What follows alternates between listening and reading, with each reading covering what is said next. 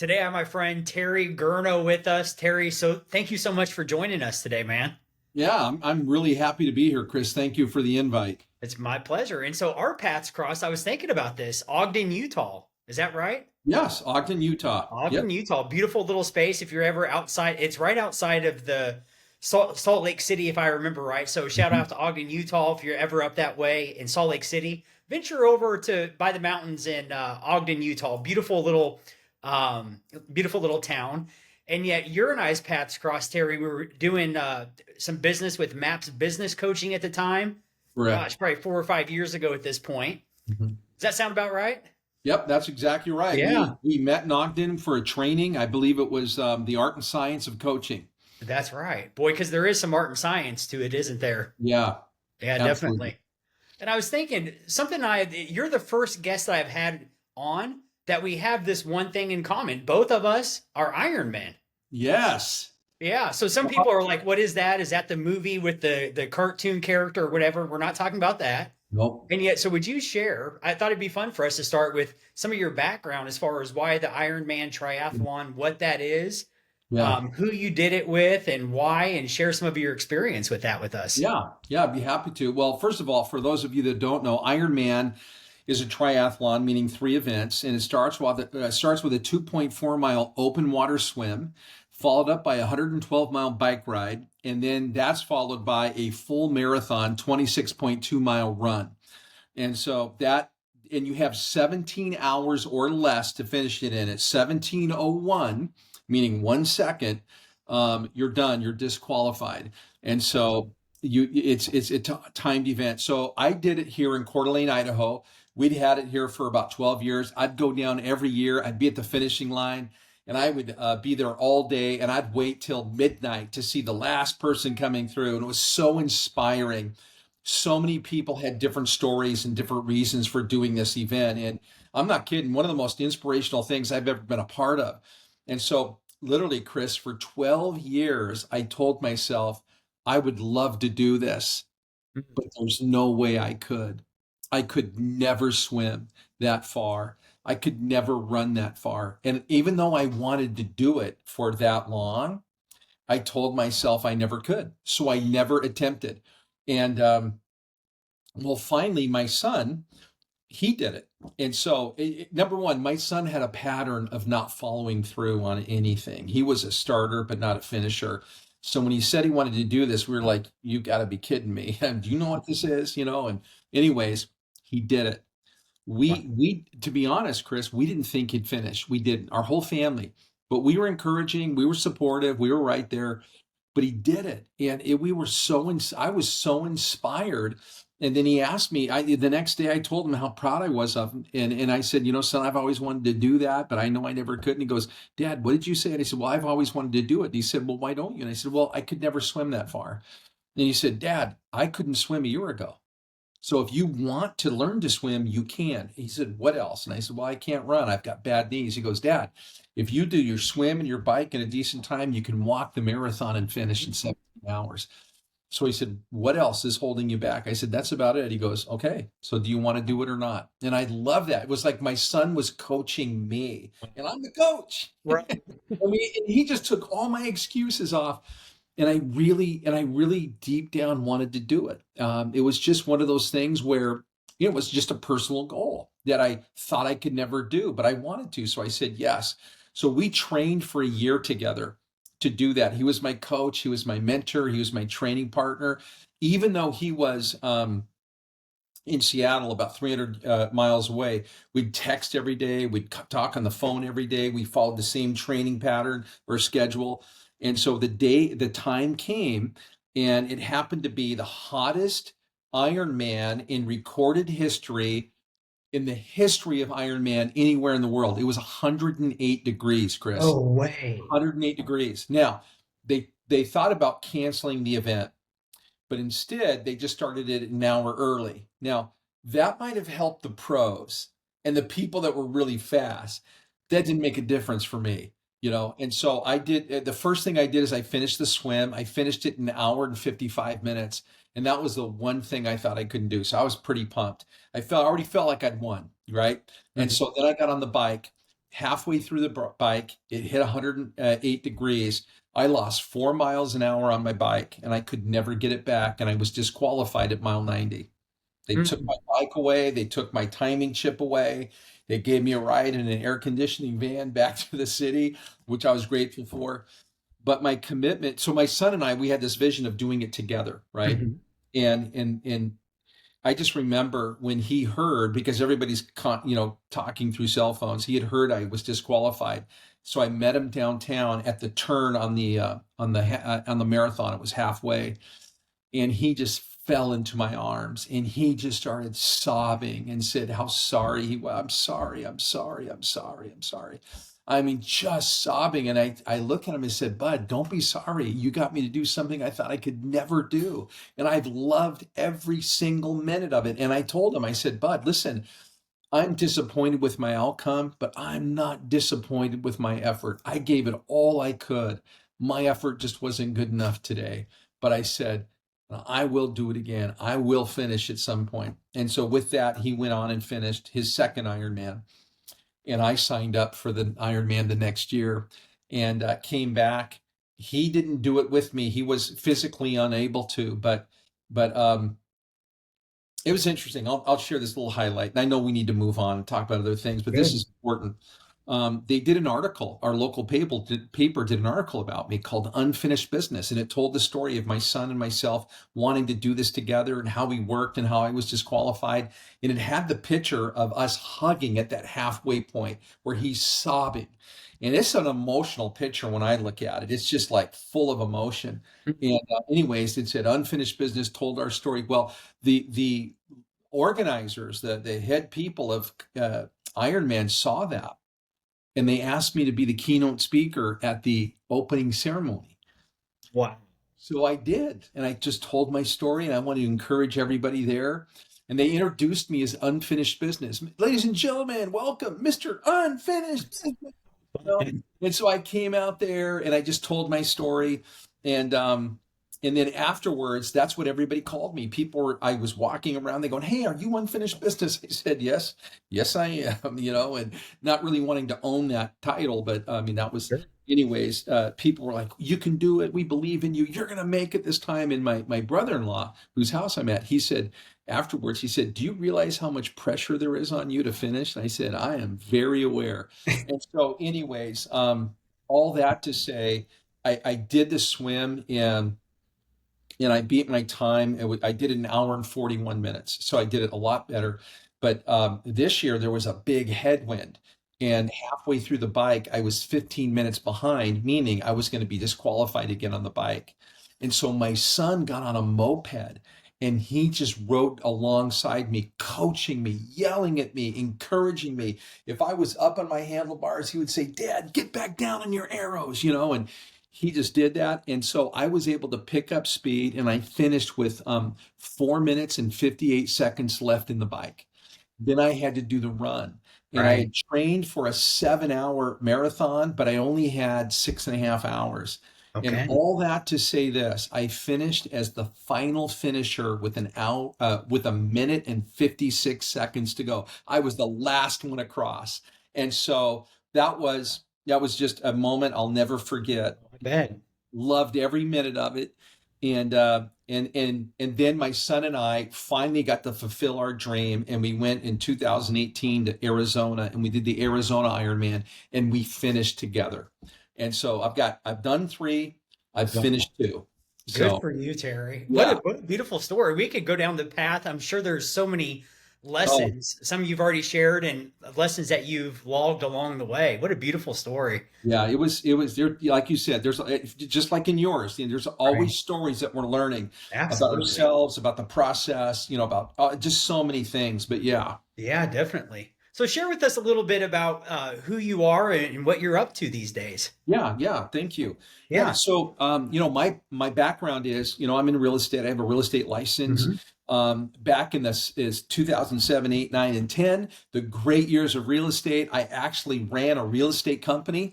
It was when the market had crashed, but we're a company that believes in training and coaching our agents. for productivity and profitability, to take ownership of their results and their circumstances and not blame the conditions of the market and stay focused. And through that, we saw our office really climb and do well during that time. And so it was really rewarding. And what I realized during that time, Chris, is I loved training and coaching and speaking. I've been a speaker since, well, for a long time, mid 80s. All right. So for a while. And I love speaking and I love training and coaching. And I realized that I wanted to do that for more than just real estate agents. So I transitioned. I started my own company and I started speaking and training and coaching around the Northwest and in different parts of the country. And I really, really love that. Excuse me. And then excuse me. And then, I started, I had a lot of people coming to me saying, "Hey, Terry, I follow you. I listen to you. I want to do that. Can you help me do that?" And so that led me to start training other coaches and trainers, right? And helping them launch their training and coaching businesses. And then that led me to meeting Abraham Shrees with Business Maps. And he asked me to join them and be involved in training coaches and trainers, right? And so I did that and that's how you and I met. I was That's a right. part of that. And Yeah. so I enjoyed that. And just recently, I accepted the role of leading our office again as the team leader slash CEO. So I lead an office of 257 agents. And my primary responsibility is to recruit talent, train and coach for productivity and profitability. And so So, that's what I'm doing now. man, and now with the market shifting and things are always changing, right? We talk actually, I have you'll probably recognize this one, Terry. The reality Yes. is Yeah. like things are always changing, right? Yeah. And point is man, I remember when I saw your announcement on Facebook, and I think you and I talked about it right as you were making that announcement, even. And I told you that now is the time for leaders like yourself. We need strong leaders, somebody that knows the way, goes the way, and that will show the way.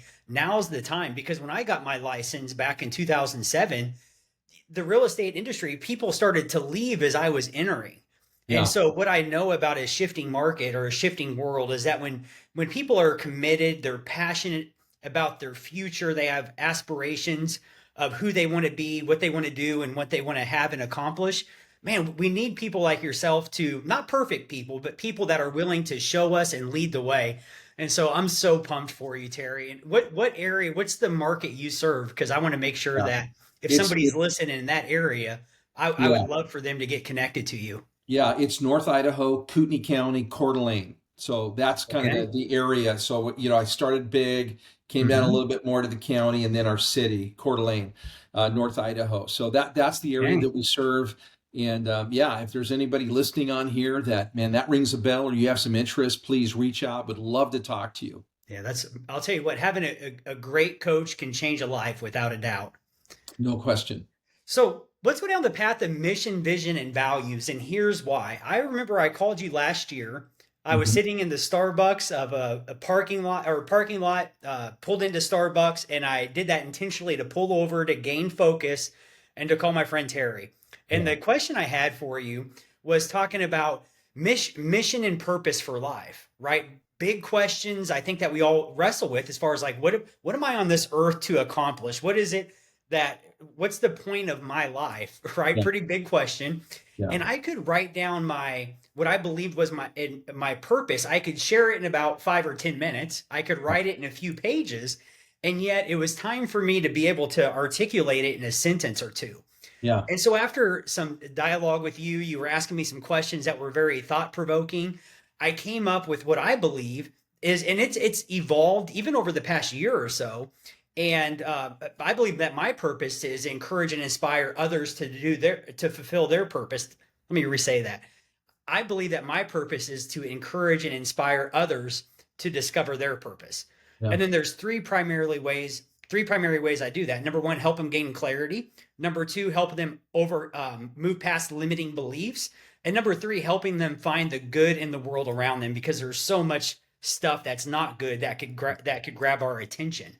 Yeah. And so I wanted to share that would be a mission statement. Is that right? Yeah, Okay. that's what I call it. Some people might call it a purpose statement. Right.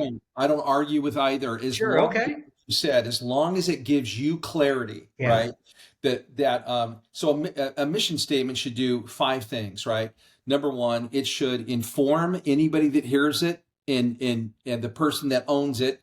It should inspire anyone that hears it or sees it. It should inspire the person again that authored it.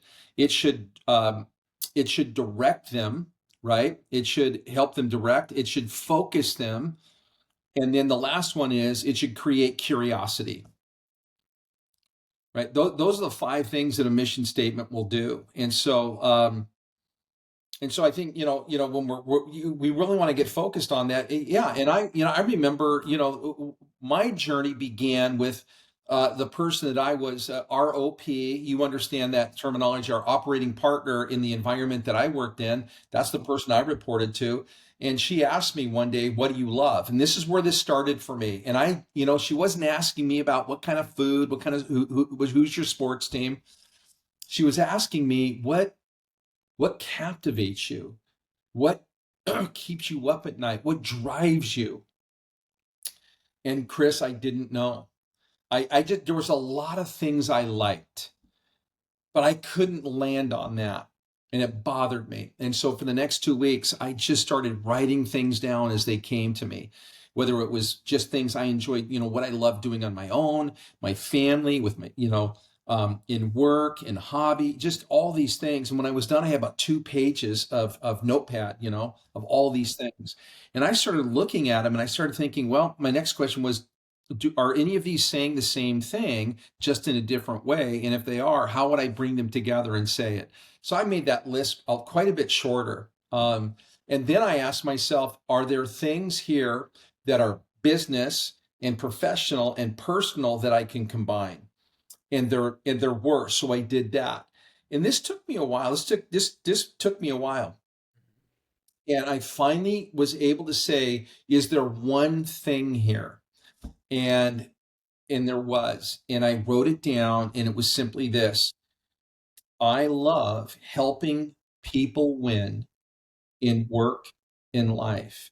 And I realized what made me the most fulfilled was if I could come alongside somebody and, like you said, help them create clarity for their life, for what was most important, for where they wanted to go, and how they were going to get there, whether it was in business or just personally, whether it was like in a professional setting or if it was just talking to a neighbor, it didn't matter.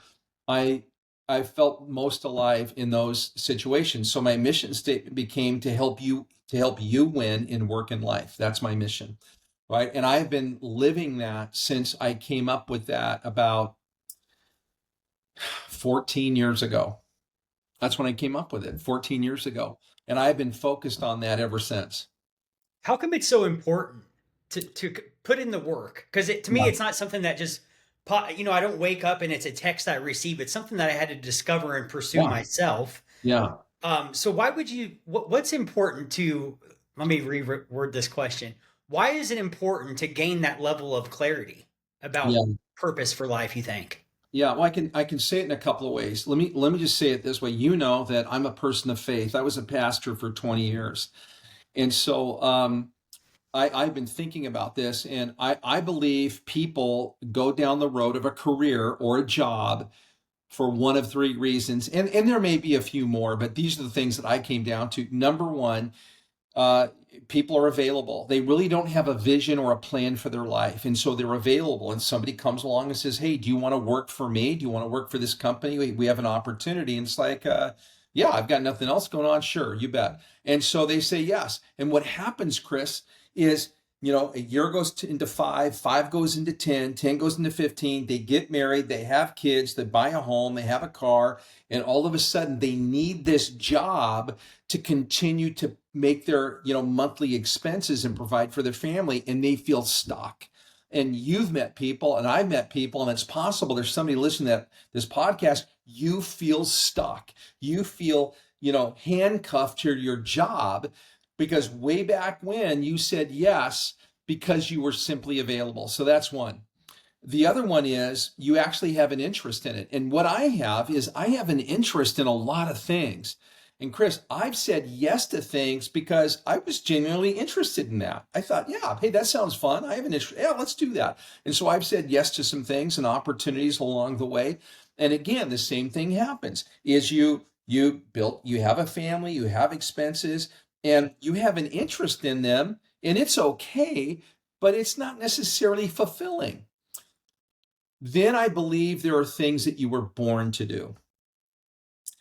And that is why it's important to have a mission, is so you can align your life with what, as the way you say it so well, your God-given purpose, mission. And I think if you're on this call and you don't know, if you're looking at this podcast, and you don't know what that is, I'm telling you, it is the most important thing that you can do. And Chris is somebody that can help you do that. You've got a book about that. It's so important because I believe we're all here for a reason. I don't think we're up here just occupying space to entertain people, to agitate people, or whatever. I believe we're here to make a contribution. But here's what I have found. When you understand your purpose, your mission, you can make your greatest contribution. That's the difference. You make your greatest contribution. And so this is why it is so important to do this. Can I share a quick story? Yeah, please do. So I was coaching this lady that I've known, her and her husband, for a long time. And I was coaching both of them, but separately because they both wanted coaching for different reasons. And she had been in the fitness industry for 25 plus years. And she wanted to make a job change. She was thinking about, what job should I do? So I said, okay, so tell me what you do. And she said, well, I'm a fitness instructor. And so I lead classes. And I said, okay, what do you do? And she said, well, I'm a fitness instructor and I lead classes. And sometimes I do one-on-one, but that's what I do. And I said, yeah, but what do you do? And I could tell she was confused and she was a little bit frustrated, like, come on, am I paying you for this? And I said, but what do you do? And she said, well, number one, I'm the leader, so I'm the manager. So I do that, but I also set the schedule. I hire and train other trainers. And I said, okay, but what do you do? And she said, I do that. I do all that stuff. I unlock, I lock up, I make sure everything's running smooth. And I told her, I said, I get all that. I don't know what you do. And Chris, she stopped. She leaned into me across the table, put her finger out like this, and she said, I inspire women to live their best life. And I went, oh, that's what you do. And she looked at me, she said, Terry, I've never said that. That's never come out of my mouth. But she said, that's what I do. That's what I'm driven to do. It's what I love. Now, I said, okay, knowing that, what are your options? And she realized in that moment, she was no longer looking for a job. She was looking for a pathway to fulfill that. Chris, can I tell you something? This month, because this month, she will lead a retreat for women from around the world in Greece. Wow. And she'll be paid for it. Man, how about that? And it started with that aha moment. And to this day, that is her mission, her greatest contribution, not just a contribution. We can all make a contribution. We can all help somebody and they'll be grateful for the help. But I'm talking about your greatest contribution, the thing that only you can do with your life, with your message, with your giftings, with your story. That's what we're talking about. Give us some of those questions that one would want to start gaining clarity on, and questions they would want to consider and wrestle with to gain Yeah. that level of clarity. Yeah. Give me just the first one. Yeah, I'll give you the first one is what do you truly love? What do And you from truly that, love? I would say, what do you truly love? What are you really passionate about, right? Mm. And don't be so finite to say, I love painting. Like if you're an artist, I love painting. Okay, I'm an artist. I communicate through, really begin to think through. And then not only what about that do you love? What does it do for you? How does it change you? How does it affect you? And how does it affect the world and the people around you, right? Wow. And so that's one of them. The other one is if you had one message you could give to the whole world, that's it. You had one, what would it be? Mhm. And those of you that are listening, I don't want you to think through the one. I want you to write down the ones that come to your mind because there's more than one that's going to come to your mind. You might have 15, but from that, I want you to do the work, really ask why that one, and then from that list, come up with that one thing. I'm not sure which platform those out there watching right now are on, and yet if it's YouTube in the comment, I would love to see what's standing out to you. For example, the question, if there was one message that you could share with the world, what would the title of that one message be? Put that in the comments if the platform allows. Even personal message me that, or yeah, just drop in the comments. I'm curious on what's resonating with you right now, and if there was one message, what's the message that you would have to share? What's some other questions, Terry? Yeah. So, number one, what do people keep asking you to help them with? Right. That's a good one. And what I've realized is whatever they're asking you for help for, that's part of your message. So what do people keep, coming to you, for help for? That's one of them. The other one is, what did you just do when you walked away, you felt completely fulfilled? What did you just do, right? And the thing is, we want to go a little bit deeper. So we want to say maybe it's something like I just gave a training to a group full of executives on a specific thing, and I felt so fulfilled. What about that? It's more than delivery. It's more than standing up in front of people and being able to do that. It's deeper than that. And that's where we have to go, Chris. That's where we have to go. I've realized this about myself. My message is a message of hope. If I had one message to bring to the world, it's going to be hope. That's what it's going to be. Um, and I've learned that I have a gift, and I didn't realize this. I had to have people speak into my life, right? I have a gift. I'm an encourager. That's my gift. Now, Chris, the reason why I point that out is I didn't know that was a gift. And I was at a place when I was saying people, as people were going, "Hey, what's your superhero? What's your superpower?" And I was thinking, I don't think I have a superpower. I don't think I have anything. But I remember really, praying and thinking, God, what is it about me that you've uniquely made me? And I really want to know that. And it was at about a 2-week period that through Facebook, people all the way back through 30 years of my life, students that were in our youth ministry, people that I've worked with, people that I went to college with, for whatever reason, all of a sudden, independently, these people started sending me a message, Terry, you'll never know how much you encouraged me. Terry, you were an encouragement to me at this time. And it was just like, and after 2 weeks, it was like, God, I think I'm an encourager. So when I say I feel like that's my gift, I'm not boasting. I'm not trying to lift. Right. Man, this was something I was really seeking to understand. God, what is it? Because I think we all want to bring whatever that is, all of us, to the table for humanity's sake. Yeah, that's so good.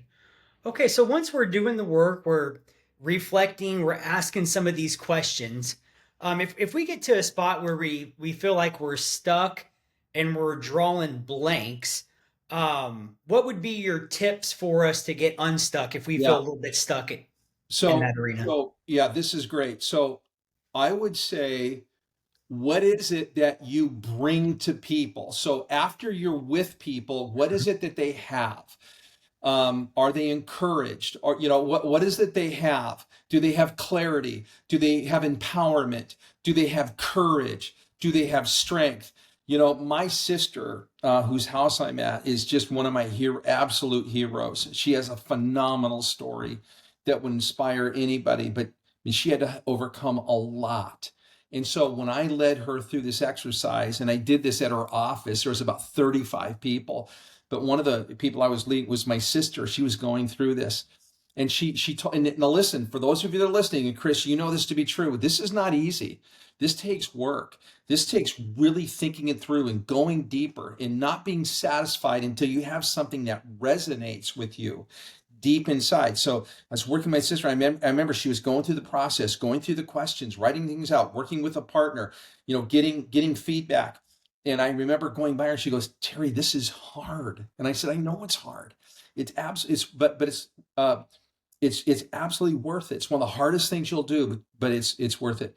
So finally, I would say about 30 minutes later, I heard her say from the other side of the room, "I've got it."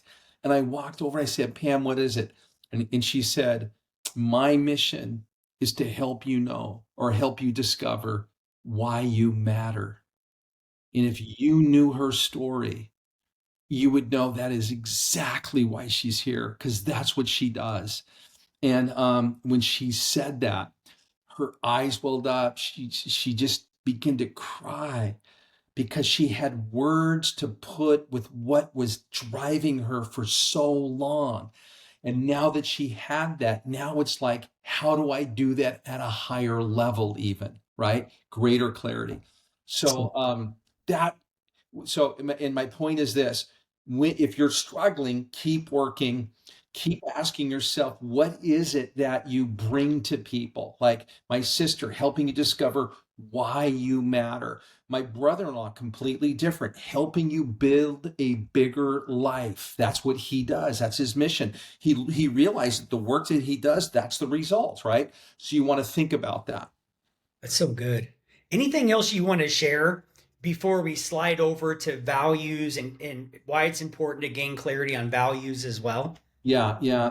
I just think that if you don't have a mission statement that resonates with you, and Mhm. the other thing I wanted to say is when you share it with someone that knows you, here's what they'll say: that is you. Yeah, That's absolutely, it will resonate with them because you've already been doing it and yeah. they've seen it, right? So I think that's the last thing I want to say. But other than, if you don't have that, you work for it. It'll be a game changer. Yeah, something I found helpful is I have about two spots. One of them's right in front of me, so I'm gonna pull off the TV where I wrote it out.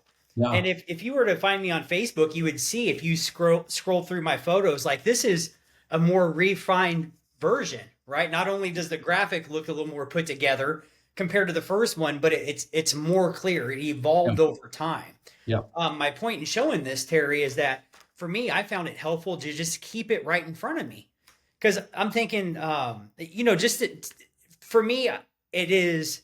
If it's important, I want it to be ingrained in me. And I find that if I were to flip my computer, you could see my office wall has every bit of 8 or 10 different things hanging up that are visual cues and reminders. So I would say once you put in the work to gain more clarity on your mission statement, if it may be helpful, do what I do and pin it up to where it stays in front of you so it's top of mind and say it to yourself. And that way it's internalized. yeah. Let me let me That's let been me helpful for let me. me say one more thing too. Yeah, This please is do. really important.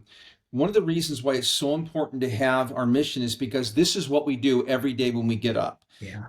Our job does is not it's not defined by our job. So in other words, I'm in real estate, but what I do is I help people win and work in life. That's what I do. You're in real estate. You're in leadership, right? But what is your mission statement? Yeah, to encourage and inspire and really challenge people to discover and pursue their purpose in Yeah. life. Yeah. And Yeah. so my function is the team leader. My function is real estate. And here's what's important. Catch this. If we don't focus on our mission, we will fall into our function. And let me tell you something. That's not near as fulfilling. Man, I get up every day excited to help people win. I do. I love it. Real estate, I don't get excited about real estate.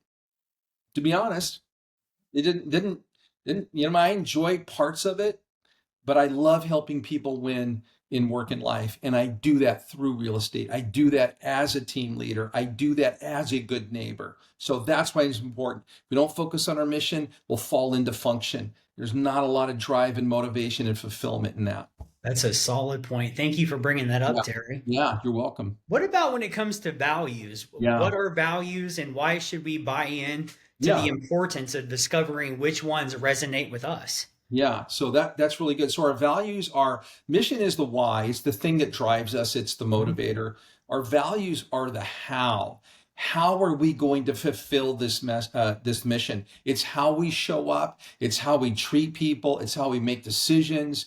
It's the how we're going to do that. And so that's why it's so important. We want the why. Now we need the how. And so this is what's so important about your values. Okay. So I have my main core value is growth.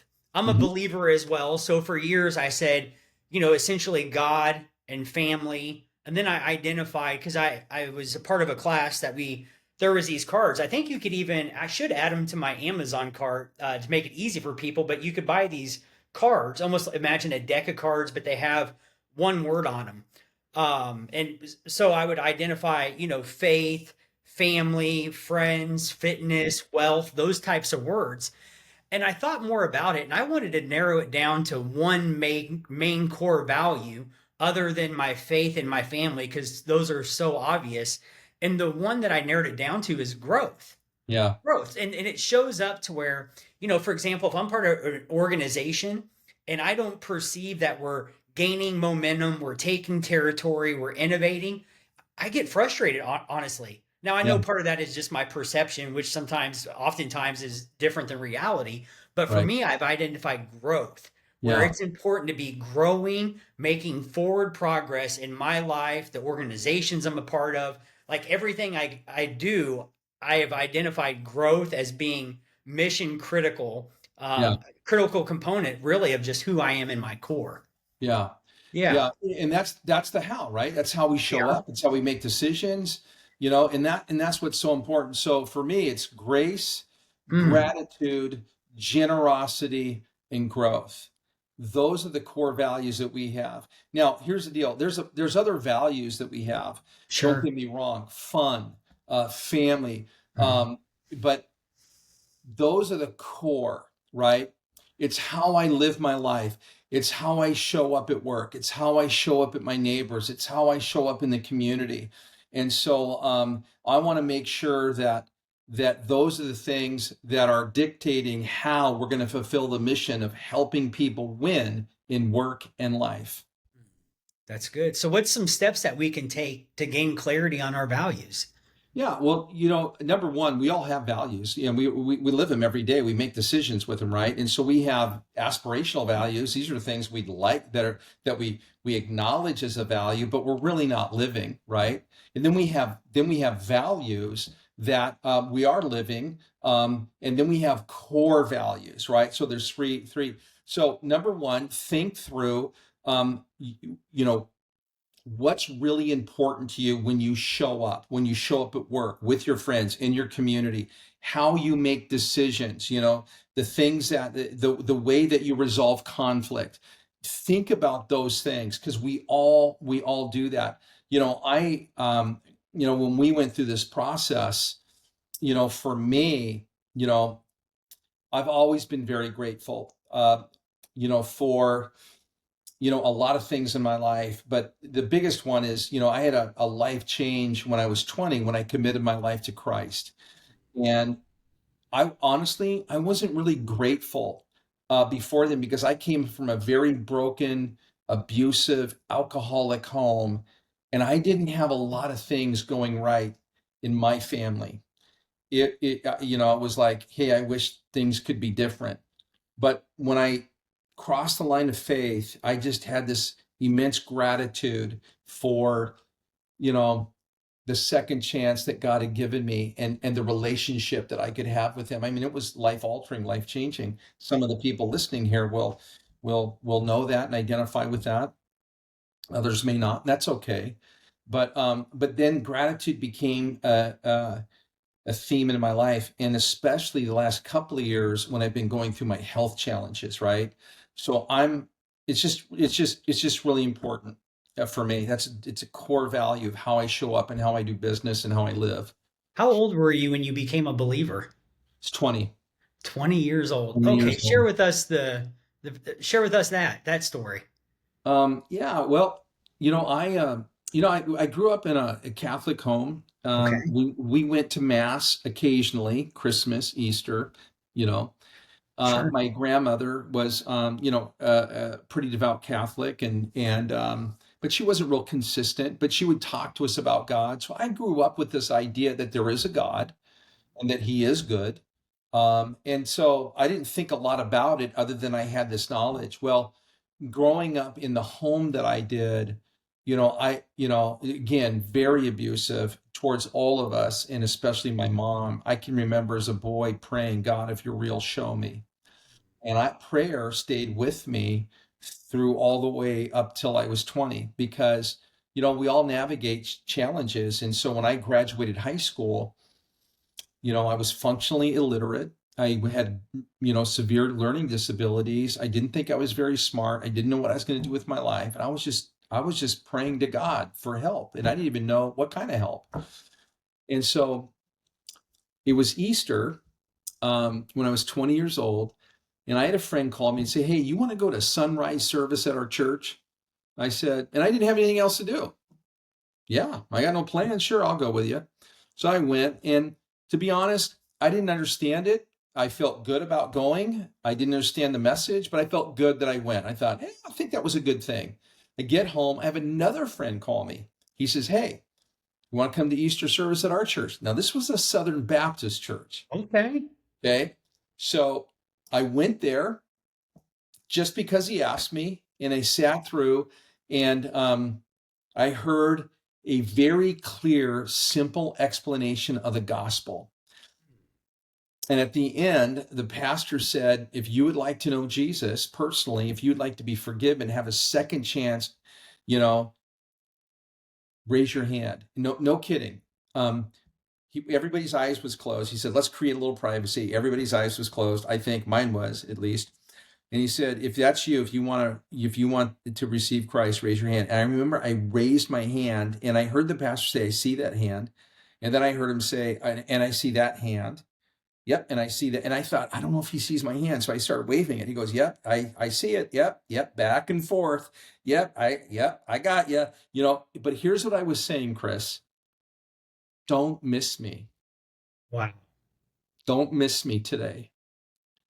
Chris, that was the answer to my prayer that I had been praying since I was a little boy.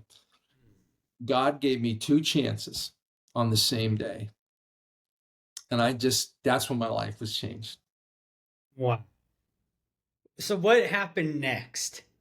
Yeah. What happened next is I got in a small group. There was an engineer. His name was Bob. He worked at Boeing, and he invited myself and three other guys that we went to high school together into his house, and we would just talk about the Bible. I didn't know anything about the Bible, but we'd read it. He'd ask us questions. We'd talk about current events and how the Bible came together. And it was one of the richest times in my life. I absolutely loved it.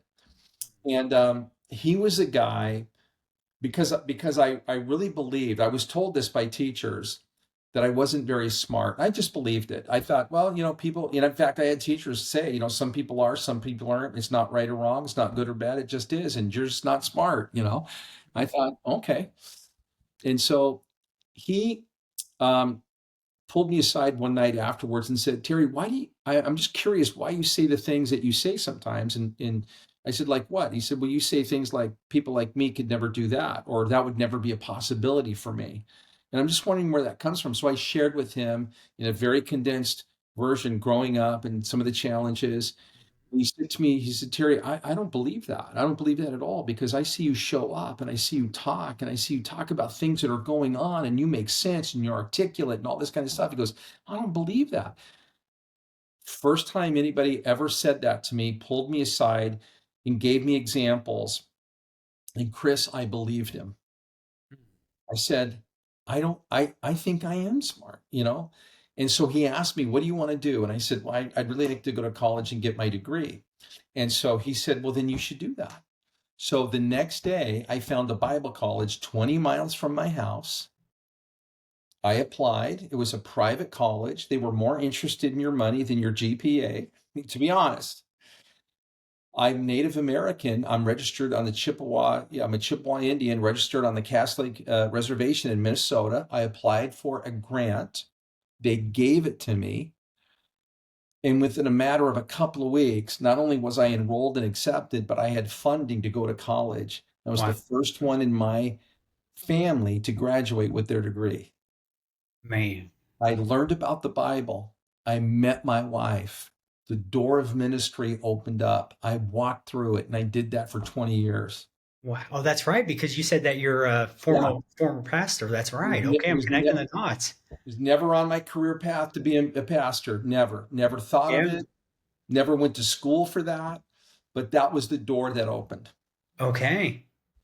Now, fast forward 20 years, and we only have a few minutes left, and yet I'm curious, fast forward all those years because you said 20 years. Mhm. How did you unpack the what happened to where because when we met, it was through the context of MAPS business coaching. Um, so how did you go from being a pastor to being a business coach? Yeah. So excellent question. My message as a pastor was to go out and live this message. Just Mm, go out and live it. That was my consistent. How do we do that? I would use the scriptures to encourage people and to equip people and stuff like that. And then I came to a place where I thought, you know what? I don't want to just preach about it. I want to do that. Because what I realized is the moment that people said, "What do you do?" and I said, "I'm a pastor," they would change. They would become different people. I mean, from physically changing to how they communicated, to how they talked to me, to how they acted. And I didn't want that. I just wanted people to be who they were. They didn't have to clean anything up. They didn't have did none of that. So I decided, you know what? I'm going to go back into the marketplace. And so I call it going from vocational ministry to lifestyle ministry. So that's what I call it. So I went into that. I got into real estate. I was in real estate for a year with my wife, and then I was asked to become the team leader of our office, and I became the team leader. And part of that training was to be a trainer, to be a coach. I started coaching and training, found out that I loved it. And that's when, after 4 years, I transitioned, started my own training and coaching company, and coached all kinds of industries, in businesses, small. And then other companies I worked with were like Boeing, State Farm, Country Financial, and so I had that opportunity, but that's how I made the transition. Um, I just wanted to be Terry, who loved people, who would work with you in your business, but also help you win in life. And for me, part of that winning is being spiritually whole. so good. But that's not my agenda for them. That has to be their agenda. I Yeah. don't come and push that down, not at all. I accept people for who they are. I find out where they want to go and I help them get there. But I don't have an agenda saying, oh, secretly, this is what I want. I All right. just want a genuine, authentic relationship. And if that's what happens because that's what they desire, then great. And if it doesn't, then it doesn't. Sure. Man, thank you so much for sharing that with us, Terry. Yeah. I realize we're on sacred ground and, I appreciate you being so open to share that. Yeah. Yeah. Yeah, So I honestly, I don't ever talk this openly about it. I've never heard you talk. I mean, I've seen you teach classes. I've seen you on Facebook Live, and this is Yeah, the most I've heard you share. And I realize I provoked this. I asked some questions around it. So thank you for your willingness. yeah, my pleasure. Yeah, That's who I am. that's right. Yeah. So where can people go to find you? Yeah, they can go to my website. It's just my name, terrygurno.com. And yeah, they can find a lot of information there about coaching, about assessments that I do, keynote addresses I do, different things like that. And so it's in the process of being tweaked a little bit, but it's still there. It'll look different probably in 30 days, but all the information's there. Okay, that sounds great. I'll share that link in the comment to make it where people could just click on it and find you Sure. easily. Terry, thank you so much for your openness and your willingness to invest your time, your energy, and your talents with us, and to be with us here today. Thank you so much for this conversation. Yeah, thank you, Chris. I love Pleasure. following you. You're a voice, you're a positive voice, you're a hope giver, and I'm just grateful for you. Thank you. It takes one to know one, right? Yeah. Yeah.